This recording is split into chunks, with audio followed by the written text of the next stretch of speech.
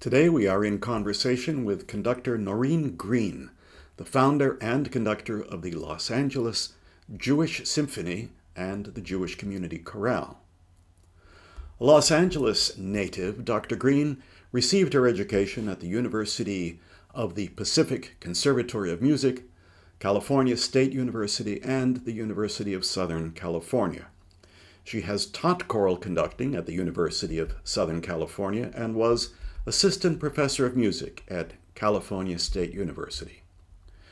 Green founded the Novakovsky Chorale, an ensemble dedicated to the performance of the unpublished works of David Novakovsky. And from 1994 to 2013, she was music director and conductor at Valley Beth Shalom Synagogue in Encino, California. She has appeared as guest conductor with the Jerusalem Symphony and the Johannesburg Philharmonic. But before we get to the conversation, let's listen to a virtual choir video by her Jewish Community Chorale.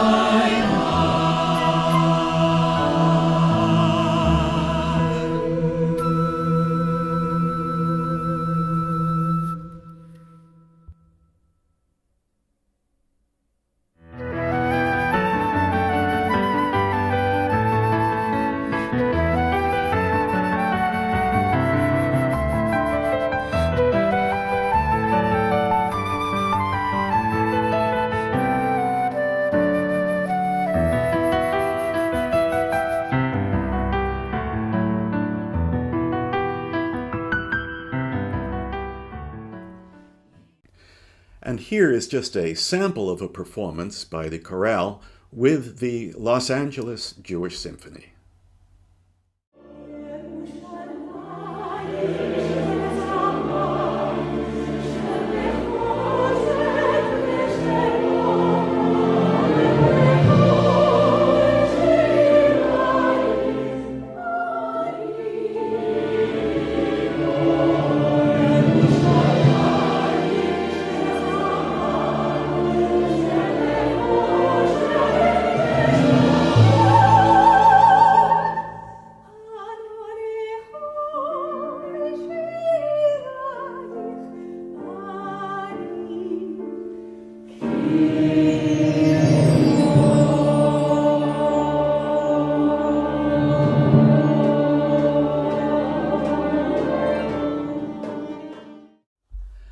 Okay, we are delighted to be here today with Noreen Green in conversation. Welcome, Noreen.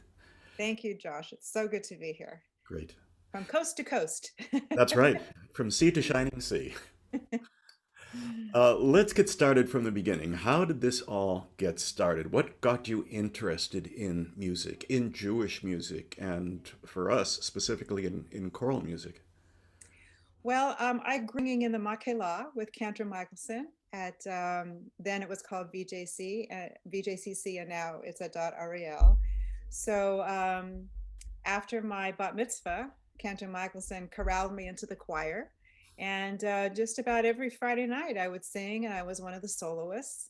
And then we had Israeli dancing afterwards. It was so wonderful as a teenager to have that part of my life.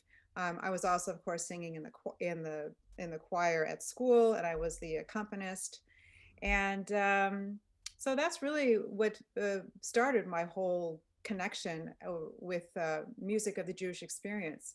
And it was through music that I felt my Judaism. That's how I expressed it.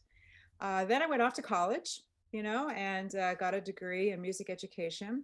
And while I was there, I taught at the temple, the Sunday school. I taught music, make a little money, And then I got home and I got a job in a Catholic high school. So that was quite interesting. Prop 13 had just happened, which on the West Coast just decimated all of music education. So I was able to get a job in a Catholic high school, and I always had a Jewish piece of music in all of the concerts. Um, but then about the third year, I couldn't sign the contract anymore because the first line of the contract is, "You shall teach the teachings of Christ above everything else." Uh-huh. And when you're first out of college, you're just happy to get a job. As my father said, you have a job in music, you should be very happy. Mhm. But by the third year, I couldn't do it anymore. I had been back in LA, and a friend of mine, Neil Brostoff, you probably know Neil, had the Jewish Music Foundation, and Cantor Farid Dardashti was looking for a music director at his temple, Ramat Zion, and he suggested me. So I got a job being music director at a synagogue and conducting choirs there.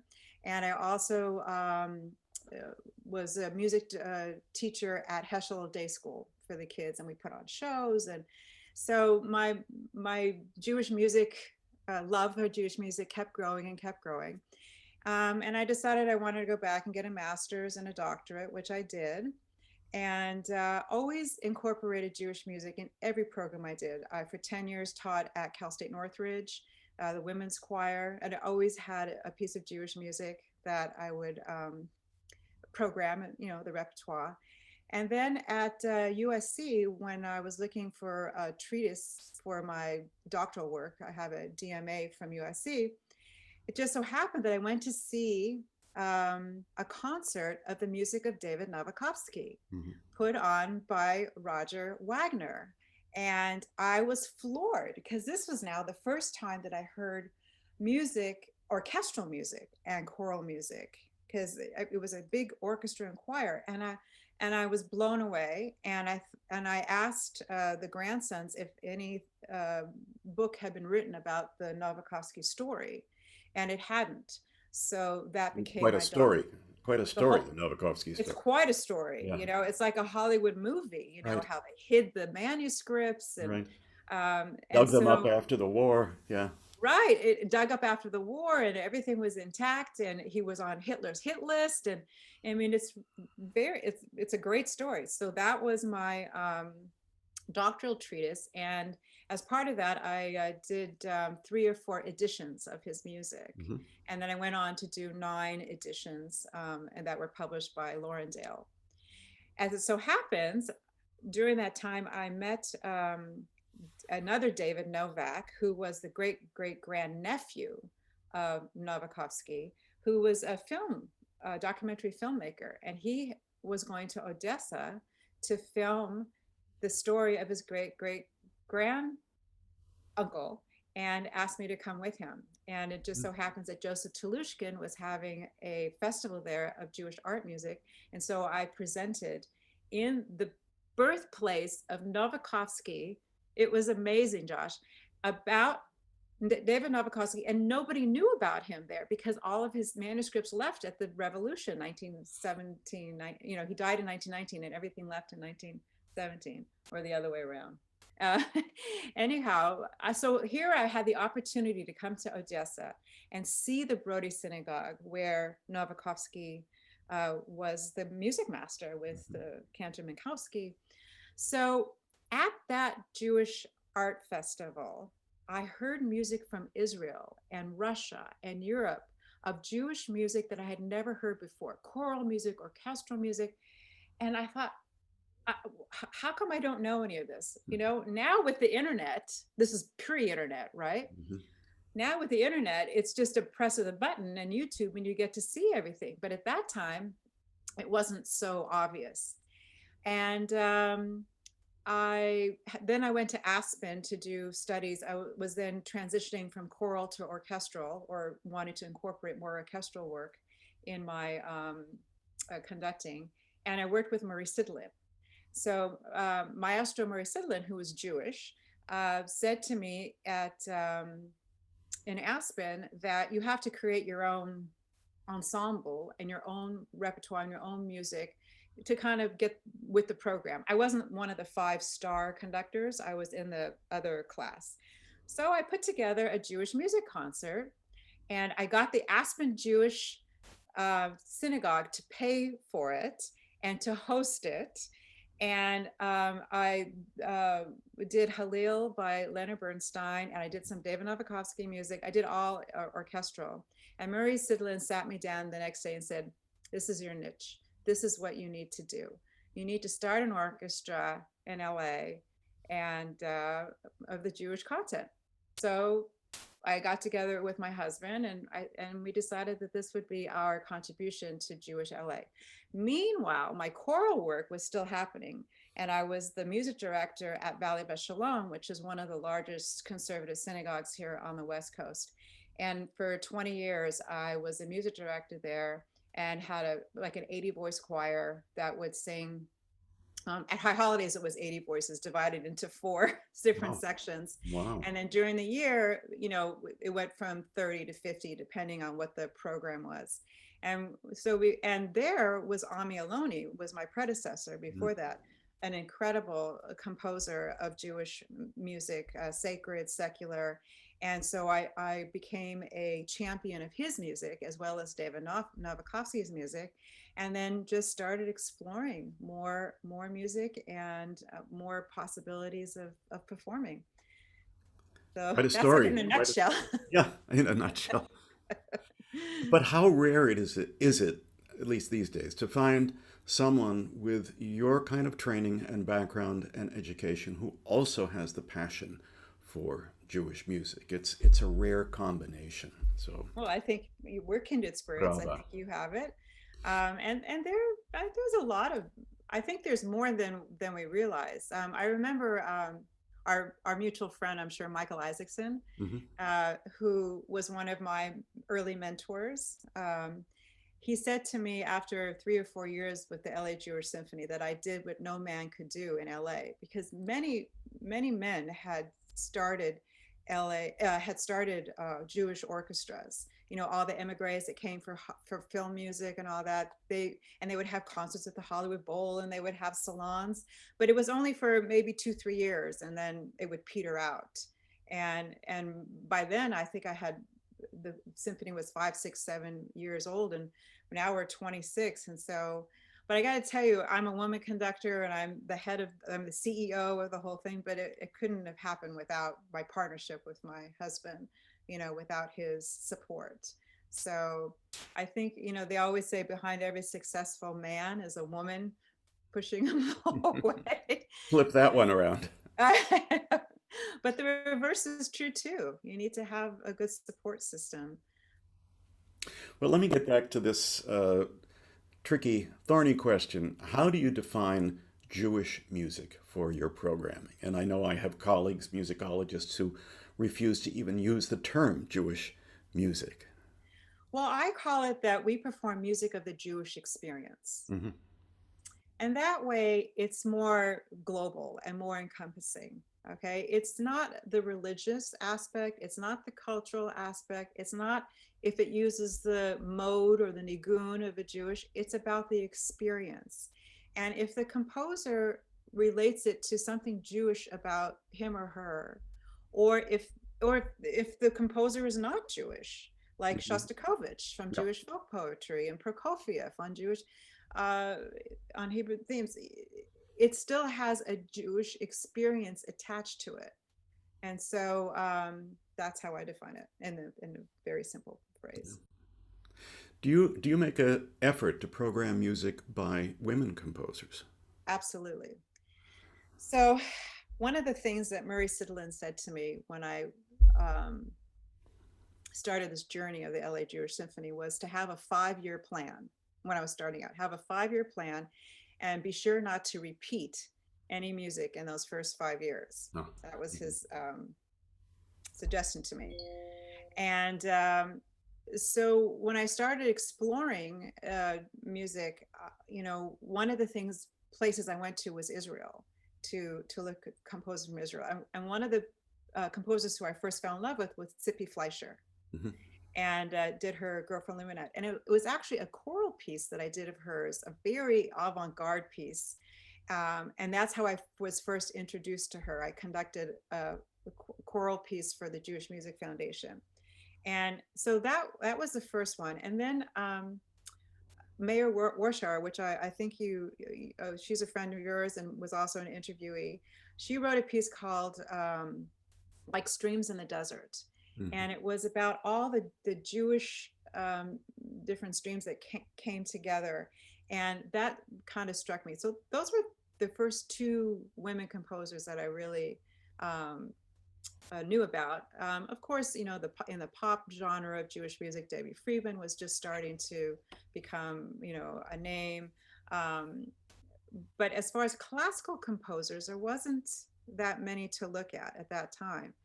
Um, it just so happens that in Aspen, at that same um, summer, I met a woman, Andrea Clearfield, and she was Jewish, and she was working on big score, and she writes for orchestra, choir, and she's now a very well commissioned and sought after composer. But at the time, she hadn't really done a big orchestral piece, so we talked about. And so I always wanted to do a piece based on Murray's recommendation that had a woman composer conducted by a woman about the women of the Bible. So that's how the Women of Valor came into being. And it used its 10 arias of different characters from the Bible: Sarah, Leah, uh, Rachel, Miriam, Hannah. There's a whole bunch of them. And then the women of the Eshe Chayil is the recitative, is the text that's the glue that brings these 10 arias together. And I premiered it in 2000. And then just in 2016, we actually did a professional recording of it. So it's sung by Jewish women, Hila Plitman and Rinat Shaham, composed by a Jewish woman, and narrated by Tova Feldshuh on the recording. The first narrator was Valerie Harper, who everybody thinks is Jewish. She's not around anymore, but she was great. But I had to spoon feed her the Hebrew text. It was very funny, and conducted by a woman. So I fulfilled my kind of dream to do that. And then as far as choral music, um, we Sharon Farber is someone who we're close friends with, and she has written a lot of choral music. And I perform her music. Michelle Green Wilner is a transplant from Toronto here in LA, and she was like us. She was the Jewish choral music person in Toronto, and had big choirs and everything. And then she moved to LA, and she sought me out, and we became good friends. And I commissioned her for some choral and orchestral pieces. Maria Newman, yeah, I've done choral pieces and orchestral pieces by her. She is from the dynasty, the Newman dynasty of film music. Alfred Newman is her father. Dun, da, da, da, da, da, da, da, da, dun, da, da, da.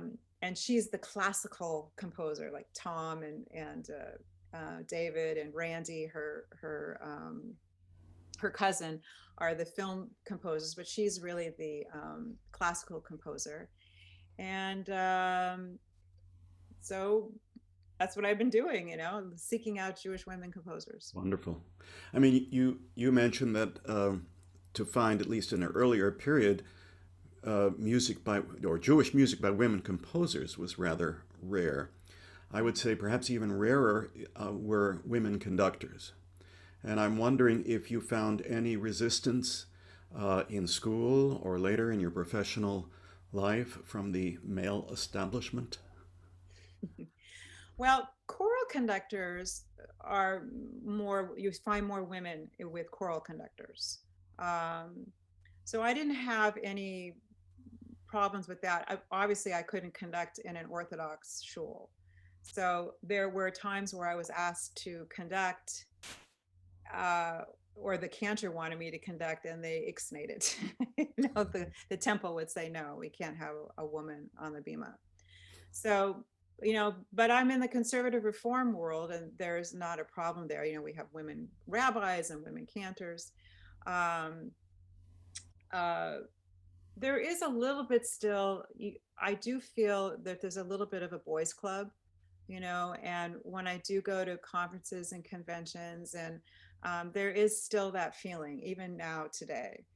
Um, and I don't know if other people still feel it at all. I think it's changing, but everything takes time. As far as orchestral conducting, that's a whole other ballgame, because 26 years ago, there wasn't hardly any women, heading orchestras. Joanne Fletta was like the only one, and she had the women's orchestra, Joanne Fletta. But I was very lucky to have women mentors at school and colleges. And one of those mentors was Beverly Grigsby, who was my history teacher, and she was an opera composer. And she told me, Noreen, just be better than all the men. And then, study harder, Mm-hmm. don't let it interfere, with you. And I took that to heart. There were two very funny stories about being a woman conductor. So when I started the LA Jewish Symphony, and I was having my contractor contact the musicians, she called me and she said, there's this one man who's a very fine violinist, and he's Jewish and he's from Russia, and he just doesn't feel he can be under a woman conductor, and he feels terrible about it, but he wanted me to know that he just can't seem to bring himself to do it. So that was very early on in my career. The second story it happened in Israel when I was a guest conductor in Israel. I was the first woman to conduct the Jerusalem Symphony ever. And it was a contracted one. It wasn't like they didn't invite me to conduct. I was contracted by somebody else to go and conduct. And the rehearsal was Motzei Shabbat. But it didn't start, it started like right on that hour. So the more Orthodox people aren't going to show up at that hour. They're just getting their dressed and coming. So I started the rehearsal, and there was just a smattering of the orchestra members there. But, we got to start. And then slowly they would come in. So mostly the strings were there. And then the trumpets dribbled in. And about an hour and a half into the rehearsal, the tuba player showed up. And he was in full black hat, full Hasidic, comes, it doesn't look at me. Like, I can see him avoiding looking at me. He comes and he sits in his chair, and the tuba has bump, up, up, up, up, and then that's it. And they don't play for another 20 bars. And he would pick up his tuba right on time. He knew, play the notes, put it down, and pick up the Mishnah or something he was studying, and never, ever looked up. That was very interesting. So and the other was I was conducting at the Rubin, then it was called the Rubin Academy. Mm-hmm. And it was a big Hollywood film music, and they had brought in all these Russian brass players because it was a student orchestra, but they didn't have enough brass players. So they brought in the Russians, and it was chaos. The first hour of that rehearsal was chaos. I couldn't get anybody under control. First, it's 10 language being conducted in Israel, right? 10 languages. I speak a little Hebrew enough to say Echad, Shtaim, Shalosh, I had brought my concertmaster with me who was Russian, and he could speak Russian to the Russians. And it was chaotic. And then we took a break and we came back, and it was like a different orchestra. And I was amazed by it. And after the rehearsal, one of the Russian trombone players came up to me and said, "We want to thank you. You're the first woman composer we worked out with like a professional. Thank you very much." Okay, so There it is. there it Now, is. having said that, do you feel that you bring a different approach to music than your male colleagues? I've been asking this of composers, but also I think it's a good question for a conductor. I think I do. I think women by nature are more collaborative, and they like to discuss and they like to figure things out, whereas I think, not that, like not all men, but men come in with a very, okay, this is how we're going to do it, boom, boom, boom, very directed, and this is how it's going to be. And I come in with the attitude, I'm never going to play the trumpet better than my trumpet player. Hmm. And I'm never going to play the violin better than my concertmaster. So I have a concept in my head of how, and we're all doing new music, right? It's not like we're doing Beethoven and Mozart where there's a million recordings to listen to and figure out how you want to do it. We're creating the music sometimes for the first time. And so I take a collaborative approach, and I will ask the musician, that soloist, and say, what do you think? Where is it best for you to breathe? That kind of stuff. And so I think I bring that kind of energy to the rehearsal that's different than a man, maybe. Hmm. I don't know. What do you think? I don't know. On the one hand, I think there need not be a difference. And at the same time, we all bring so much to the plate. It's not just our gender. It's our religious thinking, our philosophy, our parents, our friends, our politics. All of this goes into our approach. So I think that's just one ingredient. But, I think there is this dialectic of, on the one hand, there should be total equality and no difference. And on the other hand, one wants to have a distinctive voice for whether it's your gender or your ethnicity. So, I think the most important thing is that, yes, I do have a collaborative take on things, but the final decision is mine. mhm. Right? You're the So conductor. you're still the conductor. You still have to make a decision, or else it's chaos, right? So, one more. Yeah. In this time of COVID, where choral singing has been designated a super spreader, and you work with an orchestra and you have wind players also, so just about all of us have had to put a hold on our rehearsals and performances. So tell us what you and your chorus and your orchestra are doing during this difficult time.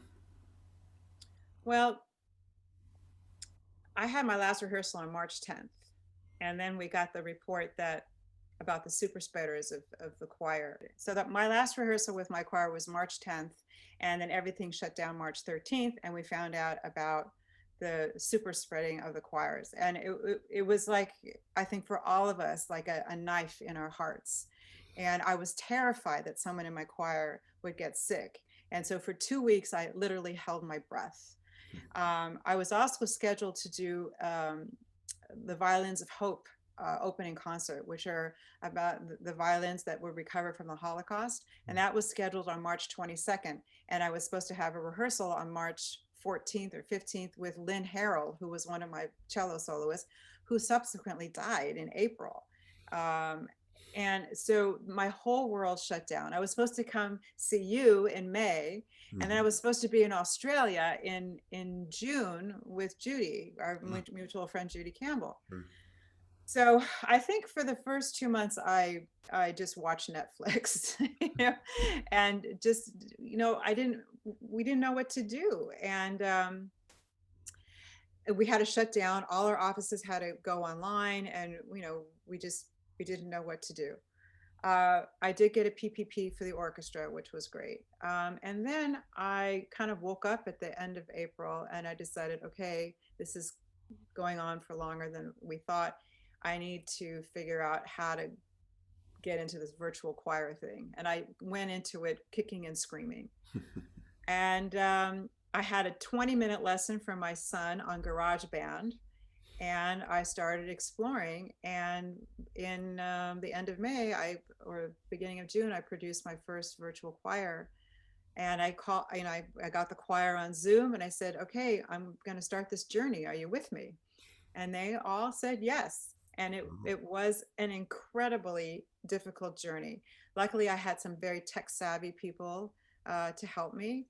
And I did my own mixing and editing for the first one. And then it wasn't to the level that I was comfortable putting out there. So I sent it to a friend who was in the master chorale, and he did the editing. And then so now he's my audio engineer. And I've done like 10 videos now. Wow.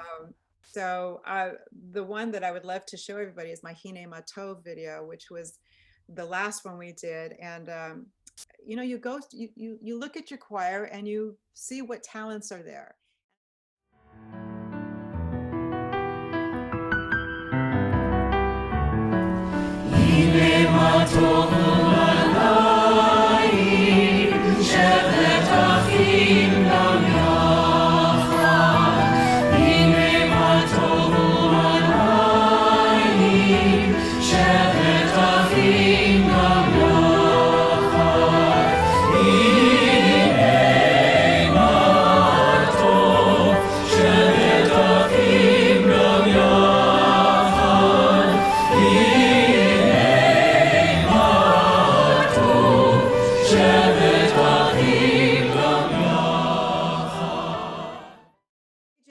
Which was my choir, the American Jewish University, shut down, and they couldn't handle the virtual choir. So we created the Jewish Community Chorale under the auspices of the LA Jewish Symphony. So now, I have a choir and an orchestra under the auspices of the LA Jewish Symphony. The board of the LA Jewish Symphony was very welcoming and said, yes, let's bring the choir in. And so now I'm working on a Hanukkah program with about 10 to 12 members of the symphony. And my choir, we had our first Zoom last Tuesday. I've got 42 people in the choir. I have 8 new people. It's from Toronto, from all over, right? Because we can all be together on Zoom. That's the silver lining. Right. Right. But the technology is just, it's tough. I mean, I don't know about you, but for me, my energy comes from the performance, where you're like the conduit between the choir and the audience, and you feel the energy running through you. There's nothing like it, right? Yeah, right. Nothing like it. But you don't have that now. So here I'm working in this box, and I have all these people in the box, and I come up, and finally it's at the point where I say, that's it, I love it. I want to share it with. Right. Right. So I drag my husband and come, look at this video. It's like the late night comedians who, when this started, they didn't know what to do for their timing, after they made a joke. Right. What's happening? Right. So that's what I've been doing. And so we're going forward with some virtual choir and incorporating members of the orchestra. It's in LA, we're still in the purple level. So it's very difficult. We can't. Well, I think my takeaway from all of this is that we're all, struggling to kind of figure out what to do. And they say that during times of trouble, creativity rises. And so I just want to send a message to people out there that are struggling, or that are having, trying to figure it all out, is to be creative. If you are not singing in a choir, maybe to find a choir that can at least keep you singing.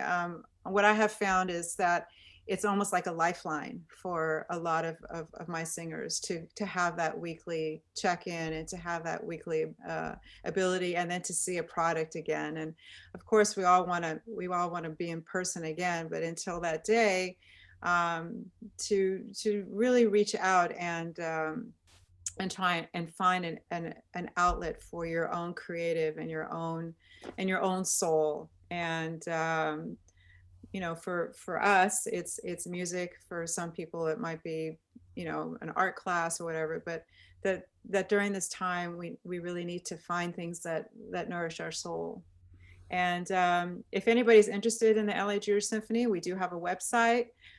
We have recordings out there, the Women of Valor recording. I also recorded the Jacob and Rachel Ballet by Eric Seisel. And the Jacob and Rachel Ballet is just a gorgeous piece, and I premiere that. And just to keep the faith, that we're all going to be back singing again soon. Beautifully put.